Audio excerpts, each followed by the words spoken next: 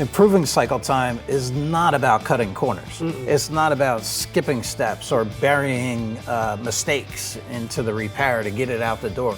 The longer the vehicle stays in the repair process, the less profitable it is. So it takes up the overall profit in the job. If the estimate's incomplete, missed damage, it's going to create delays in the repair process. And one of the biggest help in reduction in cycle time is blueprinting and having that team concept and catching everything up front. More time up front speeds it up in the end. Putting that diligence towards making sure you uncover everything that's present is really the kickoff to everything else. In the world of what we're doing, we have opportunities to create our own SOPs. And one of the most important things we can do in that process is draw our team out, right? Have them involved in that process.